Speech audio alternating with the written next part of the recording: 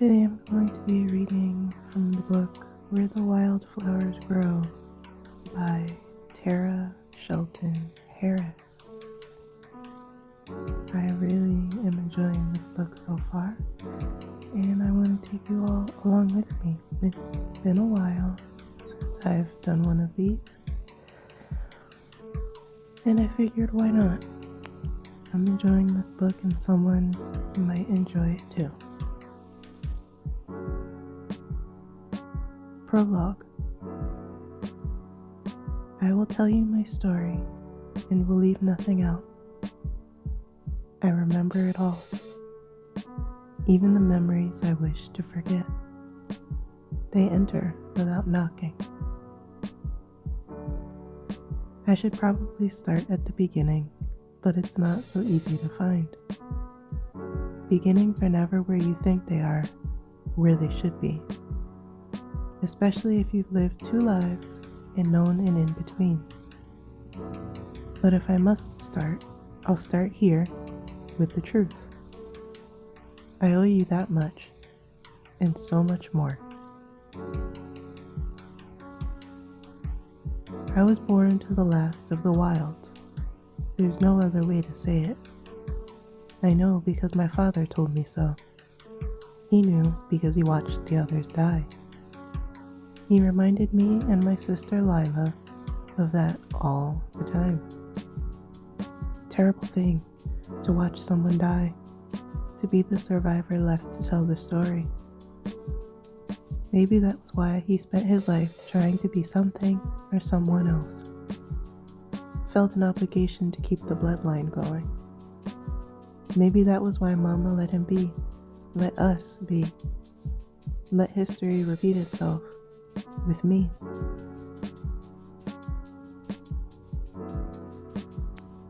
I was 12 when my father first heard the voices, the ancestors he called them. He carried their world on his shoulders. It's no wonder he heard their voices too. They whispered all sorts of things to him, instructions, to-do lists, commands, and he listened. Did every one.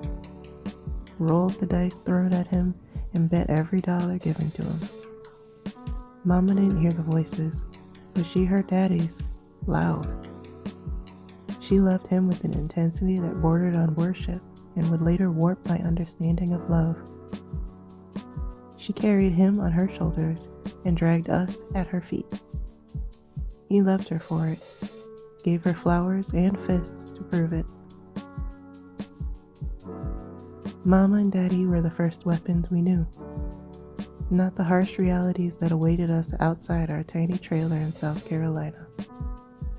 They didn't know what to do with us, nor did they want to know. They loved us, more or less, but could have as easily hugged us or hurt us, fed us or starved us. They treated us as currency that they traded, spent, and sometimes saved, but only for later. Puppets on their string. It was this tenderness and pain that led to the ruin of my family. We are survivors, Daddy often said. And yet none of them did survive. Not even Lila, my first love. She falls in the in-between, the ragged seams stitched along my two lives. This is the hardest part of my story. The murkiest and the darkest. I remember all this too, but the results take longer to tally. It's both yesterday and forever ago. Such are the memories of my life.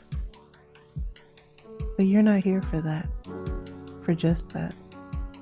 You want the part that contains you. But first, these two are the things that matter, that made me. That are why I did what I did. We are, each of us, a product of everything that has happened to us, a tether to the past, and we become what is in our nature to be. There are two ways to continue to exist, to survive and to live. Part of surviving is knowing how to hold your breath underwater longer than the average person, how to catch a fish without a line, and how to hide in plain sight. Survival is a lifetime of moments, hard stops and starts, strung together, then tested and defeated by fate 1,000 times. Surviving is the why of my story. It's the why of me, my 2 lives. But living is a run-on sentence, never ending, a collection of experiences that strengthen you along the way. I didn't know it then, but I do now. My second life taught me this. There's much to say about this second life. This one matters as much as the first. It's the one that healed me after the first one broke me. The one that pushed me to reach into the dirt with my bare hands to dig up and inspect the grief I had buried long before. The one that reconnected my body and spirit to earth.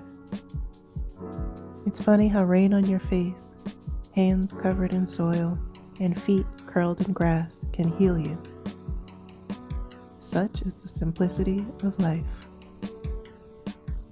The truth is this: I died at the bottom of a ravine in South Carolina and was reborn on a flower farm in rural Alabama. I buried the girl I once was and became the woman I didn't know I could be.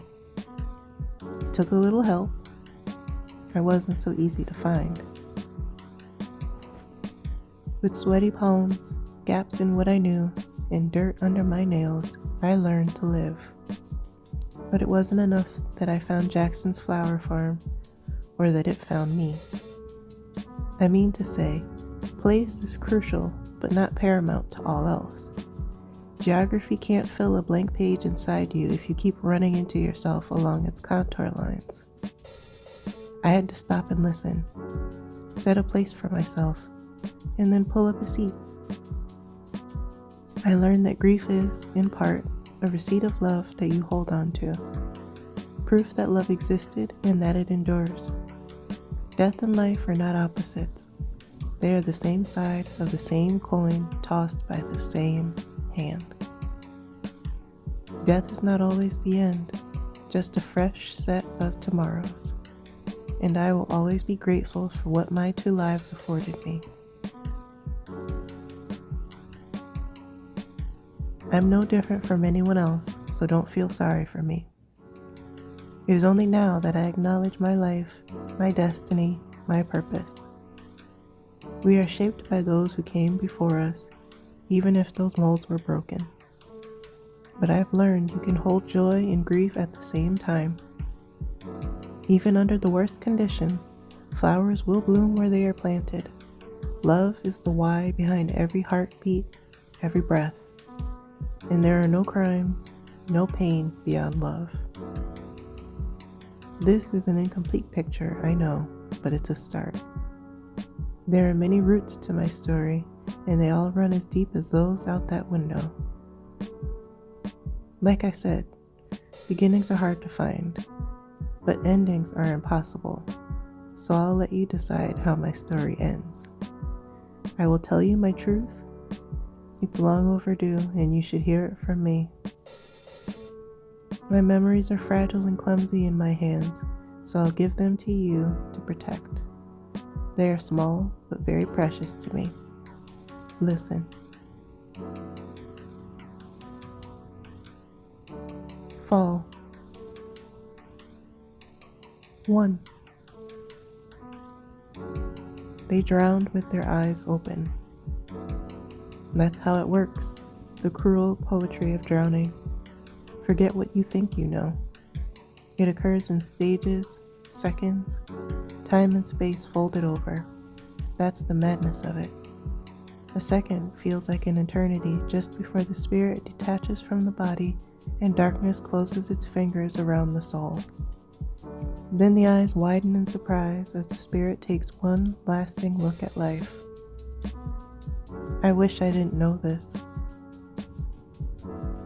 3 pairs of eyes bored into me as I swam by each lifeless face, more there than here. I wanted to hide from their gazes, evade the familiar vacant expression that accompanies death. I didn't want to see it, bear witness to their last thoughts, peer into the depths of their souls. Mama used to say that the eyes are a window into a person's soul, and now I know she was right. The eyes don't lie, even in the grip of death. There are no curtains to conceal us in shadow, no secrets left untold. You see it all. In Officer Manziel's eyes, I glimpsed the regret over the birthday party for his son he would never attend.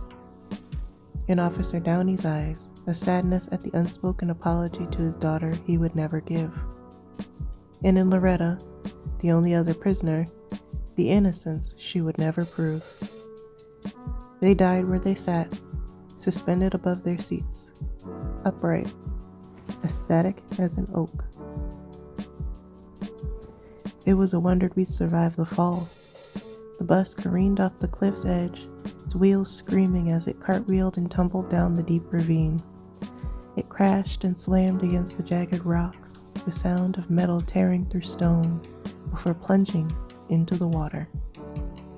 The surging river, wild and hungry, wasted no time and swallowed it whole, filling the bus and submerging it within seconds. There wasn't enough time to shake the shock, to act, to think, to move. And now, 3 pairs of eyes, frozen, snagged on me, trailing me like an echo. There was nothing I could do. I guess here is as good of a place to start this story as any. I call this portion of my life the in-between. Like drowning, the in-between lands in a dreaded space, a place of suspension between life and death. For me, the in-between represented the place of limbo between my 2 lives. Every moment after what happened, every moment during my trial, every moment I spent in prison, a time when life didn't feel fair. But we don't get to decide what haunts us, no matter how hard we try. Some cuts, some memories can't be avoided. There are many. This is one of them. And this is the end of my in-between. Drowning. 5 years ago, I could have saved them all with air to spare. Because I am a wild, I could swim as soon as I could crawl. Daddy made sure of that. He made sure of a lot of things for our survival. By 5, I could open my eyes beneath the waves of the Santee River. By 7, exhale below the surface. And by 10, hold my breath for minutes on end. I was great in the water. Lila better. We spent our childhood there, toes upward and eyes on the sky. We swam in the sunshine. We swam in the rain. We called the fish by their names. In the water, the sounds from the trailer couldn't reach us. The cries and moans sank in the muddy banks. Now, in this water, a sharp pain clawed at my lungs, demanding a fresh breath. I was long out of practice. 3 pairs of eyes watched me, not 4. Officer Madison held on the longest of them, floating there motionless, her black hair waving like dark silk above her head, her brown face cast in shadow, as if to hold her remaining breath in her chest. The more you panic, the more oxygen you burn. Unlike the others, she'd brought herself time by not panicking, not gulping water instead of air. Like me, she'd inhaled deeply just before the bus filled. But none of that mattered in the end. She was stuck, her legs wedged under the twisted iron partition that had separated the guards from the prisoners. She would do what nature forced upon her. We come into this world on a breath. It's the first thing we learn how to do. Our first lesson, our first act of existence. We breathe in, we breathe out. Officer Madison would take one more breath. Just one more. She knew. Of course she did. I knew it too. I could have left. Should have left. kicked past her toward the door and up to the surface because it's every person for themselves and self-preservation trumped prison sentences. Even if I freed her, I couldn't save her. It had been 5 minutes since Officer Manzio swerved to avoid hitting a deer and lost control of the wheel. 3 minutes since the prison transport bus drove off the road. Over a minute since we all took our last breaths. And yet I tried anyway. Despite the ticking clock and the growing ache in my chest, I pulled her legs as hard as I could. It was guard versus prisoner even when the situation wasn't life or death. But Officer Madison had reminded me she wasn't just a guard and I wasn't just a prisoner. Guards were taught boundaries, friendly, not familiar with inmates. That was the rule. Friendly turned a blind eye to an extra long hug during visitation. Familiar loosened handcuffs and unlocked those around your ankles, granting comfort for a 6-hour drive. The wrong familiar got inmates pregnant or led to guards sneaking in contraband. Those were fired or sentenced to a fate similar to ours. Some might consider Officer Madison familiar, but it wasn't like that. She had a walk and a talk that didn't belong in a prison. An echo of life meant for open skies and gentle lessons, not the steel bars of a prison. In a better world, under kinder stars, she might have been anything else, a teacher perhaps. But her curse was geography. She lived her whole life anchored within Richland County, South Carolina, where jobs were few and the prison paid the highest and employed the most. She took a liking to me the first day we met almost 5 years ago. "Nah," she said, sizing me up head to toe, her dark eyes bright. "You ain't gonna be no trouble, are you, Leandra?" I was fluent in silence those first few months. Didn't have much to say. Day to day, with her gentle persistence, she found a way to stretch what little I offered into a sentence, and then paragraphs, until we moved from friendly to something else. Officer Madison didn't see the numbers, not of the bodies I'm responsible for, nor the one printed on my chest. She saw me. And she kept seeing me, kept pushing past what she knew or read, what she'd heard. Officer Madison instead saw the woman who picked wildflowers in the yard, who angled her neck to observe the sun, whose wrist and ankle restraints always left their mark, my pointy bones rubbing against the cold steel. She knew these things because she made it her business to know, to care. It wasn't familiarity, it was kindness, mercy for a lonely prisoner whom she never escorted to the visitor's room and barely spoke.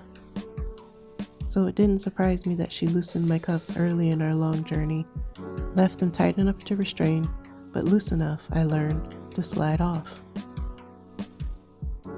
I pulled again, fighting against the crushing weight of time and inevitability, my fingertips grasping at shins, at the partition, willing anything to give. And then a hand touched my shoulder, light as a feather. Officer Madison was telling me to go. The softness of her eyes told me so. I paused, floating there with her, inches from her face, and took her hand in mine. I knew I should go. It wasn't my time. Water will not be what kills me. But it was coming for her. Death, relentless and impartial, was coming for her. Maybe she knew this too, didn't want me to witness it. Officer Madison would not be the first person I'd watch die. It was something I knew how to do, walk the edges of this curse like a tightrope.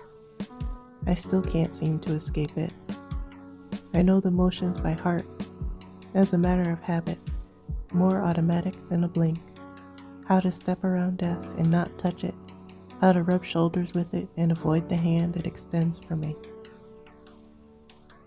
Officer Madison twisted and jerked, almost pleading. The water between us rippled with the weight of the moment. Her breath was shallow, each exhale a quiet rasp. Her grip faltered.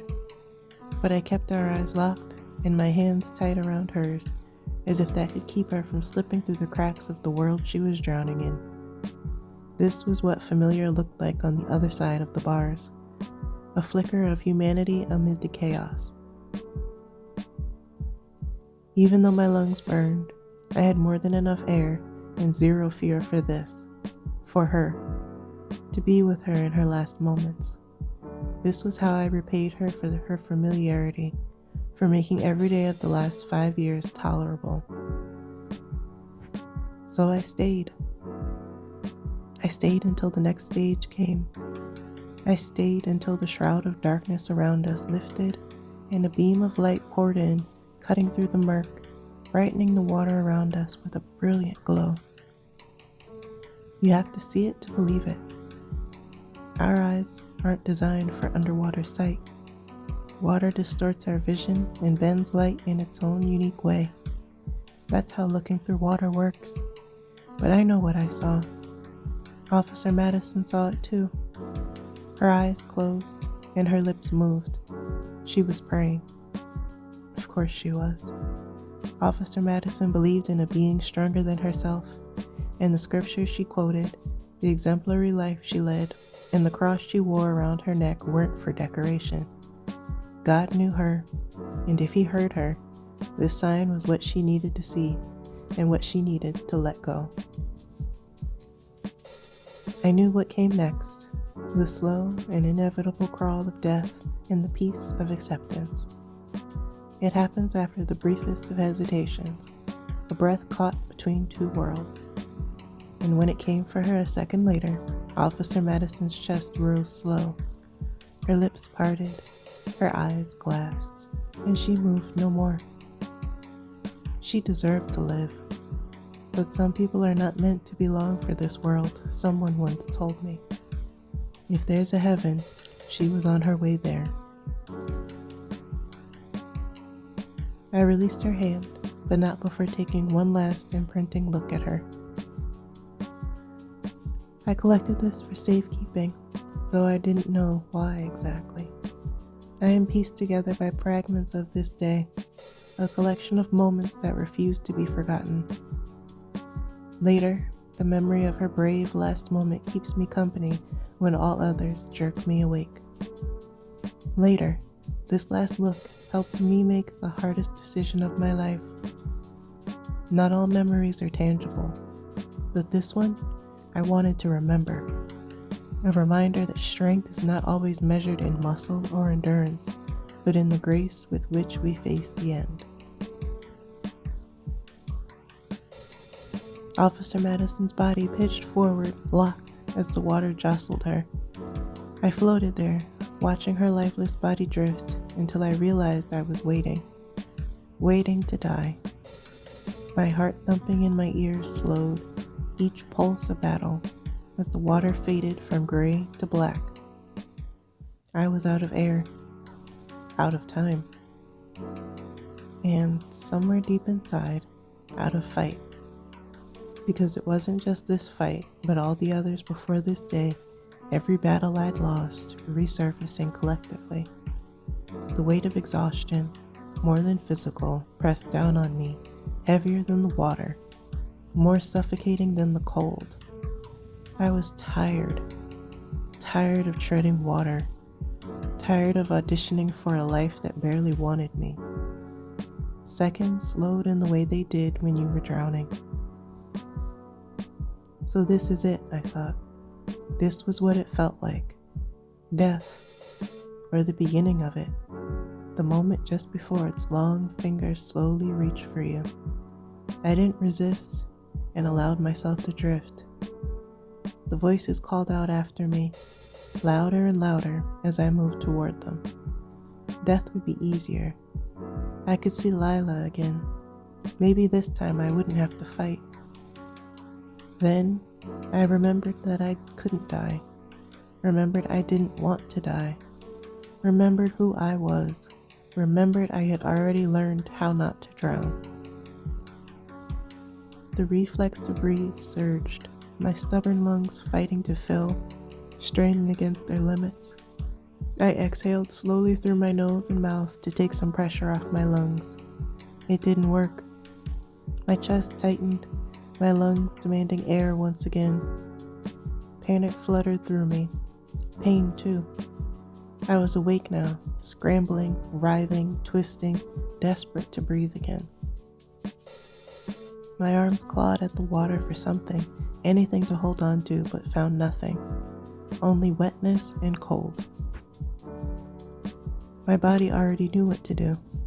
On its own, my leg kicked until I slipped through the opening of a huge panel ripped from the bus. On the way to the surface, my chest seized again, and I gulped water. It burned like fire, and I gasped, inhaling more. The swampy taste filling me. Seconds later, I broke the surface, but still drowning in every breath. A horrible sound tore free from my chest as I vomited. A harsh cough. Something halfway between a sob and a gag. I sucked in air where I could shove it, in my nose, in my mouth, in my ears had I been able to.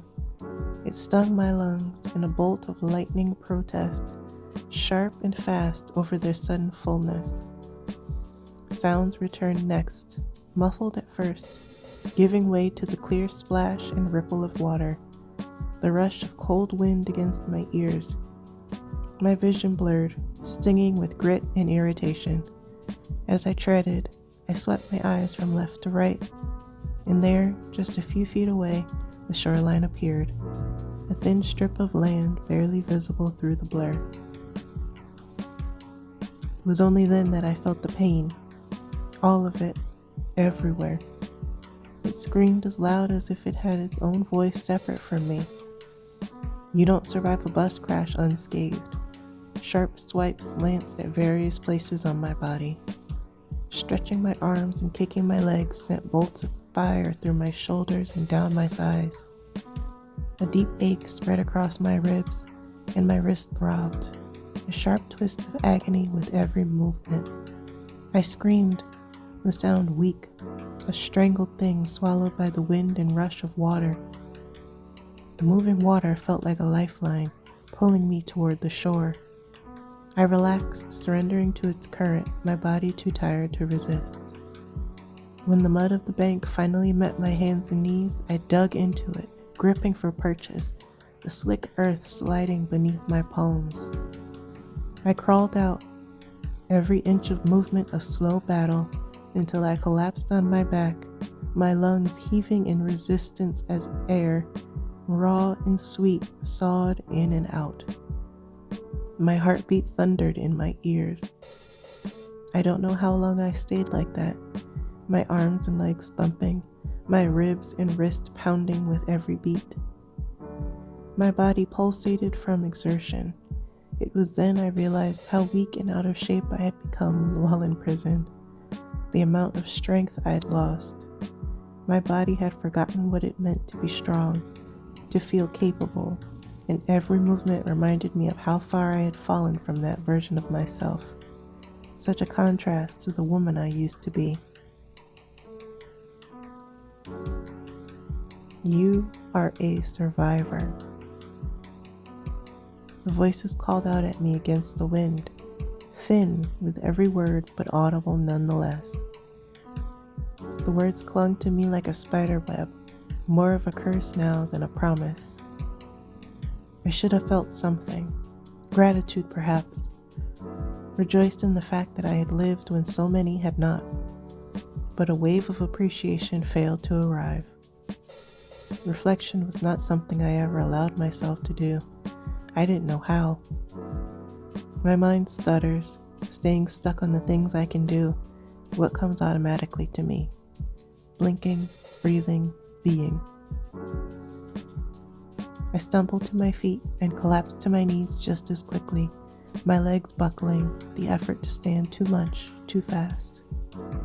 I bowed my head and raked my nails against the ground, gripping dark, damp soil as the words rumbled in the pit of my stomach and rose from somewhere deep. This is really it? I whispered to myself at first.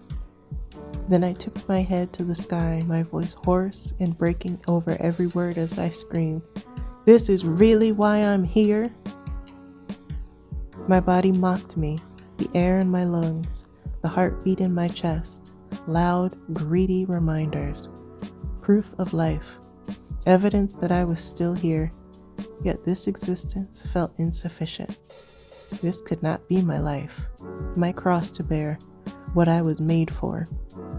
To just survive, to watch everyone around me die. It could not. Answer me! I pleaded to no one, to anyone but to whom it should have been directed. The words weren't mine. It was the adrenaline talking, yelling back, thrashing like a caged animal, its potency surging with no outlet, my body realizing it didn't have to be strong anymore, that it was free to fall apart. The silence echoed through me like a breeze, because words are air and sound. If the voices heard me, they didn't answer. My breathing slowed, and I settled into it, sinking deeper, dissolving into the night itself. A faint shiver crawled up my spine, the air sharp against my skin. October's chill seeped into my bones until the tips of my nose and ears tingled with numbness. The sun's last whispers faded into the horizon, where shadows lengthened, casting a veil over the landscape. In the gathering darkness, the world around me fell quiet, save for the gentle rustle of leaves and distant birdsong. Before me, the water stilled, its surface glassy and unbroken under the fading light, concealing the evidence of what lay beneath, the truth hidden away beneath the calm. A normal night made wrong. Back pressed against a rock, I curled into myself, drawing my knees tight into my chest. My task was once again complete. I had survived. Daddy's words echoed in my mind. He had always insisted I was meant to endure, and it had happened again. Tomorrow, that elusive promise beckoned on the horizon. Tomorrow will come, and they will come for me, I thought. The weight of that certainty pressed down on me, but the thought barely registered before exhaustion pulled at my eyes. I blinked slowly, fighting the pull of sleep, but my eyelids grew heavier, slipping closed against my will. Just before my eyes fluttered shut, I thought, and I'll survive that too. All that was left to do was wait.